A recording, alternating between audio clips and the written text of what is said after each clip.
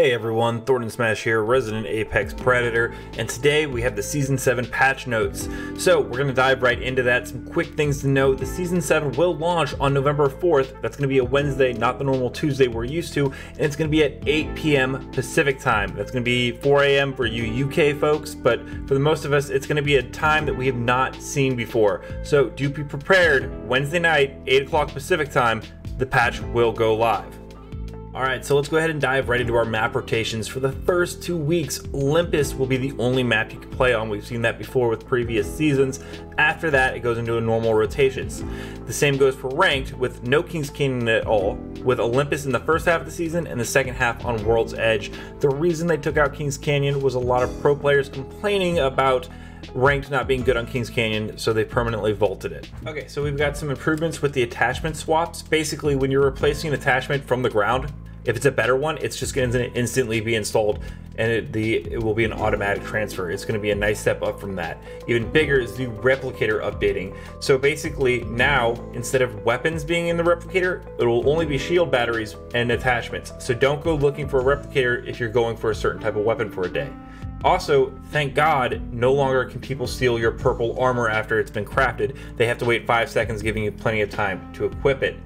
For airdrops, the colors of the beams have been changed. So basically, Lifelines drops, replicators, and normal airdrops will all be a different color, with normal being a light tan, Lifeline being blue, and replicator a teal. Big step up from just the shapes on the ground so to differentiate them. The air beams will still be visible close to the dropship instead of fading. And the Arc Star now shows an Arc Star model, which is great because before it was just a grenade. They added a voice line when you're using a Phoenix kit. Not really sure why. No, I didn't ask for that, but cool, I'll take more voice lines. Another one as well for a holo spray, and you can finally ping ammo in your inventory. It's about time. And they've also made modifications to the ring to reduce the amount of unplayable space in the circles. Okay, so we're going to go ahead and jump into some of the legend meta that they're changing up, which is a lot.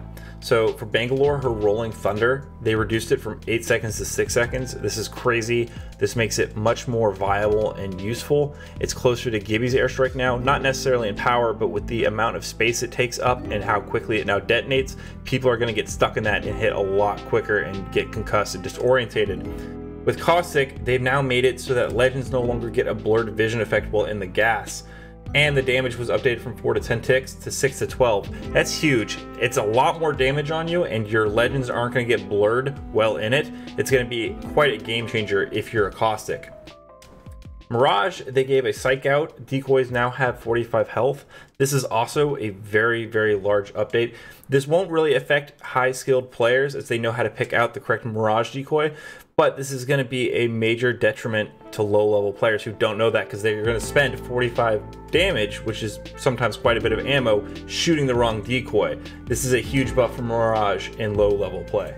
Okay, so next up we have Octane, where they doubled his healing rate from 0.5 to 1 HP. I don't understand this one as much. I think it's good for Octane's to get a buff. I don't know if this was the right one to do.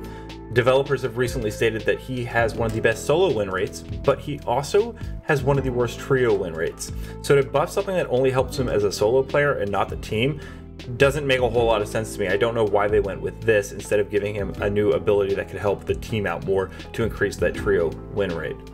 For Watson, they increased the perimeter security. They increased the damage per touch from 10 to 15. That helps a lot, but at the same time, like, it only affects when you rush. I don't see a lot of teams getting stuck by this, because if they just shoot the thing like they normally do, it'll go away. I don't think it'll have a lot of impact on high level play. Maybe it just slows down and deters the enemy a little bit, but not too much here. Now the Lobo one is great. Ammo no longer counts towards Black Market's maximum.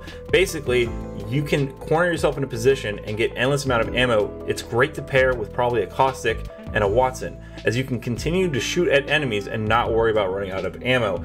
She's still not as where I'd like to see her, but she does have a bit of an improvement here that can definitely help with the right setup. And last but not least, we have my main, Pathfinder. Why, Respawn? Why do you keep massacring my favorite character, for fuck's sake? Okay, so the hitbox is now a lot skinnier, which I get. He is very tall and skinny, so you made it align more with him, but he still has low profile, unless I missed something, but I don't see anything in there.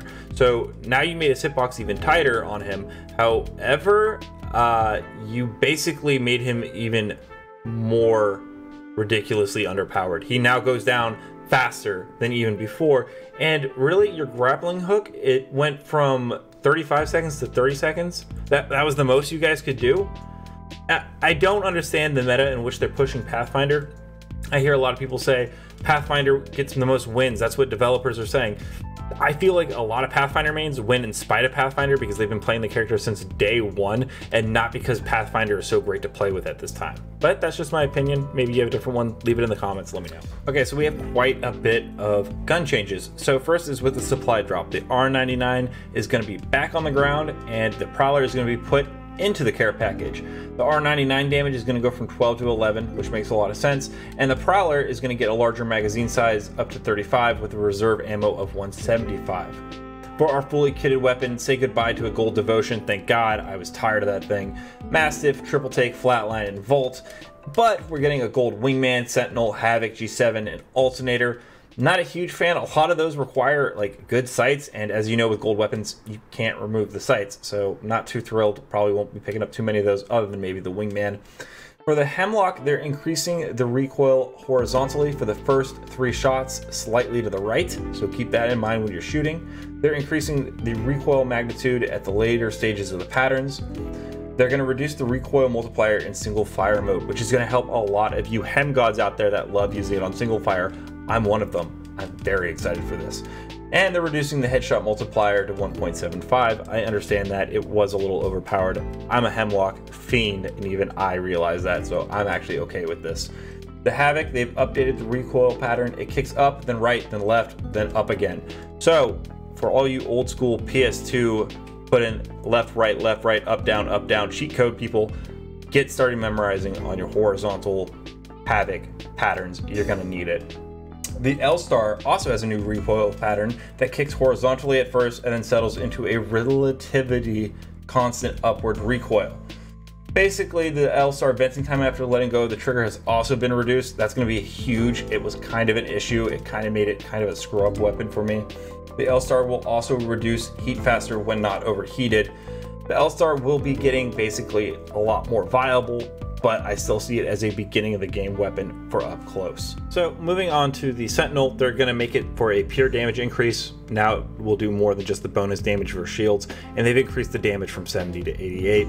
That's great. It really needed it, especially as a bolt action rifle. And for all of you hoping that they would just implement the fully automatic Sentinel, go fuck yourselves. You ruined the game for a week and you pissed me off more than once. For the triple take, they've lowered the fire rate from 1.3 to 1.2. That makes sense. It was kind of a beast when you can fire that quickly, but it's not too much of a change. It'll still be viable. For the hop-ups, you now have the quick draw holster hop-up, and that's going to go on your RE45 and your wingman. It's going to be quicker to raise and lower. It'll take less time to aim down sight, and has reduced hipfire spread. That's crazy. It's going to be a lot better. I can't imagine the amount of wingman players that are going to go absolutely ham that were good without this. The select fire is going to be removed. It will only be on the Havoc, and it'll come pre-built in. Same with the Prowler, as it comes as a care package item now. Okay, so now we have some of our meta changes within the game itself, and the first one is the Evo armor requirements increased. Everything has been increased to make it longer to get to the next level of shield. I think this is a great thing. It felt way too easy to get red. I could do it within about 1 or 2 fights. It should not be that easy. You should have to work your way to get a red. It shouldn't be, oh, I've killed 2 squads and I'm good to go. It should be, I've been fighting all game and I earned this, and I agree with that. The next is the ring damage reduced, and as you can see, it's quite a big deal. Ring 3 is basically what our Ring 2 is right now. Now, for Season 1 players like myself, and I'm sure a lot of you out there, you'll remember that far back, the problem was people camping and hiding in the rings because it wasn't that big of a deal, especially in ranked. Now, we'll have to see how that plays out on Olympus, as it could be a different style map where people are going to get spotted in the ring, but on maps like Kings Canyon and World's Edge, it was so massive that people could just hide in that for hours and just get rank placement. So we'll have to see how this season goes with the new map, but we'll keep an eye on it. I'm be a little concerned, but hopefully it works out. Last up is the bug fixes. So the first thing they've done is they fixed the audio. Apparently, I don't know, I've heard that a million times. I really have to wait and see how it plays, because this has been an issue since the game launched. So it's really, you know, they can say as much as they want. We have to see it to believe it. With Pathfinder, they fixed an issue with zip lines going through the platforms when deployed from underneath. Wraith, they fixed an issue with priming a grenade, canceling Wraith's ultimate. Octane with getting stuck in a double jump and being able to use healing items while on a zip line. He honestly should be. That'd be a good buff for him, just straight up. Crypto, they fixed an issue with his drone being able to drop items from his inventory. That was from like a season and a half ago. I don't know how they haven't patched that yet. Fixed an issue with his drone not being able to fit through certain windows, and with his drone marking friendly mirage decoys as enemies. Revenant, they fixed with getting pushed into Geo when his totem was deployed in tight spaces, and Rampart with not being able to place an amp wall while jumping, and with Sheila teleporting when placed on a hatch and World's Edge staging. That's pretty much everything we can look forward to in Season 7. If you enjoyed this video, please drop a like and subscribe. It helps me out a ton.